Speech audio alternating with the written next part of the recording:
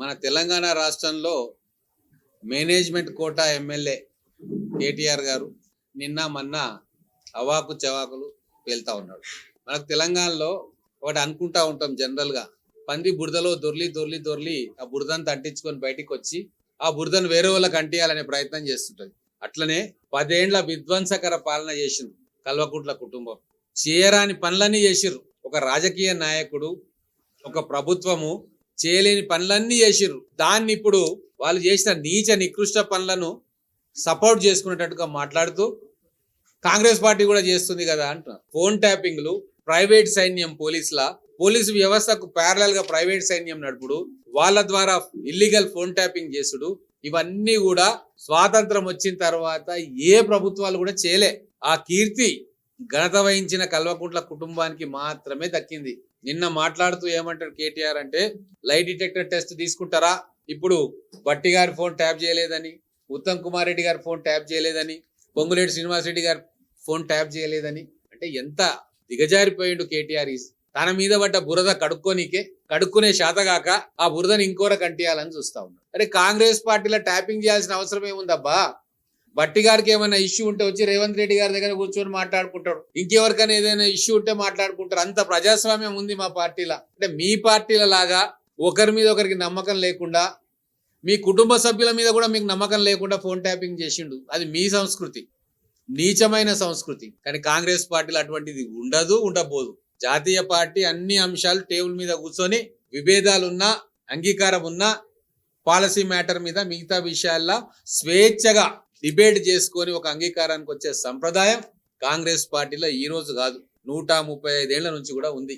మధ్యలో నువ్వొచ్చి విచిత్రమైన నీచమైన సంస్కృతిని తెలంగాణ రాజకీయాల్లో ప్రవేశపెట్టి ప్రజలందరూ చీచీ తూతూ అని చెప్పి మీ కుటుంబాన్ని తిడుతుంటే తట్టుకోలేక ఆ బురదను ఇంకోరి మీద చల్లే ప్రయత్నం చేస్తున్నావు. చాలా నీతివంతమైన మాటలు మాట్లాడుతున్నావు. నిన్నమన్నా నేను చాలా సత్యసంధుడిని, ఎవరన్నా ఏమన్నా అంటే లీగల్ నోటీసులు ఇస్తా, అందరూ ఆధారాలతోటి మాట్లాడాలి అనుకుంటే చెప్తున్నావు.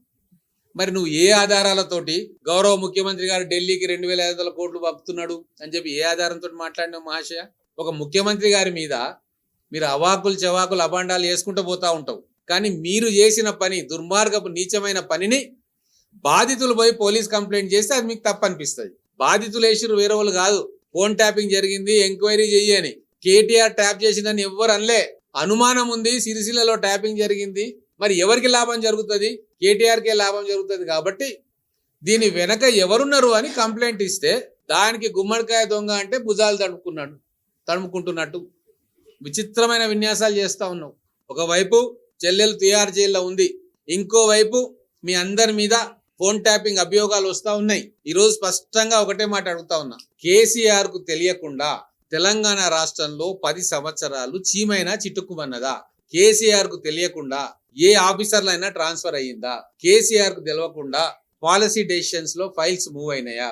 ప్రిన్సిపల్ సెక్రటరీల దగ్గరికి, చీఫ్ సెక్రటరీల దగ్గరికి, ఆఖరికి మంత్రుల దగ్గరికి కూడా ఫైల్స్ పోలేదు. కొన్ని వేల ఫైల్స్ డైరెక్ట్ గా సీఎం గారి దగ్గరికి పోతే ఆయన సంతకం పెడితే జీవోలైనవి. లేదు, వారి పుత్రుడుగా షాడో సీఎం గా మీ అనుమతితోటి అన్ని జరిగినాయి. ప్రజలందరికీ తెలుసు. లైట్ డిటెక్టర్ అడుగుతున్నావు కదా నువ్వు, నేను అడుగుతున్నా, అమెరికా నుంచి వచ్చినప్పుడు నీ ఆస్తులెన్ని, ఇప్పుడు ఈ రోజు నీ ఆస్తులెన్ని? అక్రమ సంపాదన కాకుండా అది నిజమైన సంపాదననా? నువ్వు నిజాయితీగా నీ ఆస్తులు పెరిగినాయా? లైట్ డిటెక్టర్ టెస్ట్ చేసుకుందాం, మేమందరం వస్తాం.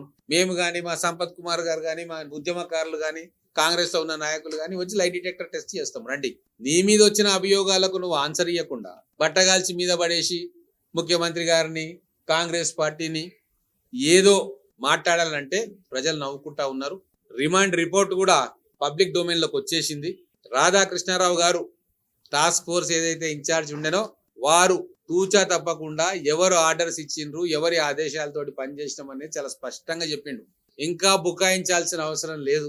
ఖచ్చితంగా Kalvakuntla family involvement phone tapping లో నేరుగా ఉందన్న విషయం ఈ రోజు సిట్ సమర్పించిన, కోర్టుకు సమర్పించిన రిమాండ్ రిపోర్ట్ లో చాలా స్పష్టంగా అందరికి అర్థమవుతుంది. ఇప్పుడు తేలాల్సింది ఒకటే ఉంది, టాస్క్ ఫోర్స్ వెహికల్స్ లో మీరు అక్రమంగా సంపాదించి నిలవబెట్టిన డబ్బు ఎన్ని వందల కోట్ల రూపాయలు బీఆర్ఎస్ ఎమ్మెల్యే క్యాండిడేట్లకు మీ ఆదేశాలతోటి పోలీసు వ్యవస్థ ద్వారా చేరవేసిండ్రు. అది పిన్ పాయింట్ గా తెలవాలి. మహబూబ్ నగర్ కి ఎన్ని వచ్చినాయి, అల్లంపూర్ కి ఎన్ని వచ్చినాయి, కొడంగల్కి ఎన్ని పోయినాయి, సిరిసిల్లకి ఎన్ని పోయినాయి, సిద్దిపేటకి ఎన్ని పోయినాయి, గజ్వేల్కి ఎన్ని పోయినాయి. ఇట్లా బీఆర్ఎస్ నాయకులు, ముఖ్య నాయకులు పోటీ చేసిన ప్రతి నియోజకవర్గానికి ప్రభుత్వ మెషినరీని, ప్రభుత్వ వెహికల్స్ని, ప్రభుత్వ అధికారులను వాడుకొని ఎన్ని వందల కోట్లు పోయినాయో తేలాలి. దాని మీద కూడా ఎంక్వైరీ నడుస్తుంది. అది నిజమని తేలిన పక్షంలో మీ అందరి సభ్యత్వాలు, ఇంక్లూడింగ్ మీ నాన్నగారు గతంలో చీఫ్ మినిస్టర్ గా పనిచేసిన వ్యక్తి సభ్యత్వం కూడా ఖచ్చితంగా రద్దవుతుంది.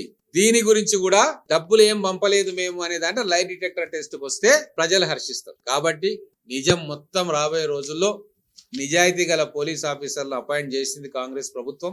మా రేవంత్ రెడ్డి గారి మీద ఎవరెవరు ట్యాప్ పెట్టిండ్రు, ఎన్ని సంవత్సరాల నుంచి ట్యాపింగ్ చేసిండ్రు, మా ముఖ్య నాయకుల మీద కాంగ్రెస్ పార్టీ ఢిల్లీ నుంచి ఇక్కడికి వచ్చి ఆర్గనైజేషన్ వ్యవహారాలు చూస్తున్న వాళ్ళ ఫోన్ల మీద, పక్క రాష్ట్రాల్లో ఉన్న నాయకుల మీద ఎవరు ఆదేశిస్తే పెట్టిండ్రు, దానివల్ల మీకు వచ్చిన లాభం ఏంది, ఏ ఏ వర్తకుల మీద, ఏ ఏ జ్యువెలర్స్ మీద, ఏ ఏ రియల్ ఎస్టేట్ వ్యాపారుల మీద ఎవరు ఆదేశిస్తే ఫోన్ ట్యాపింగ్ పెట్టిండ్రు, ఇవన్నీ కూడా త్వరలో బయటకు వస్తాయి. స్పష్టంగా సిబిఐ కూడా అయ్యా మీ కీర్తి హైదరాబాద్లో తెలంగాణలో కాదు ఢిల్లీలో కూడా మారుమోగిపోతా ఉంది. సిబిఐ అరెస్ట్ చేసింది కవితను. వాళ్ళ రిపోర్ట్ లో కూడా వ్యాపారస్తులను బెదిరించిండ్రు. తెలంగాణలో మా మాట వినకుంటే నువ్వు వ్యాపారం కూడా చేసుకోలేవని బెదిరించిండ్రని స్పష్టంగా ఉంది. దాని మీద విచారణ జరుగుతుంది. కాబట్టి ఖచ్చితంగా లోతుగా వెళ్తాం. అన్ని విషయాలను బయటికి తీసి తెలంగాణ ప్రజలకు వివరించే బాధ్యత మా కాంగ్రెస్ ప్రభుత్వం చేస్తుంది.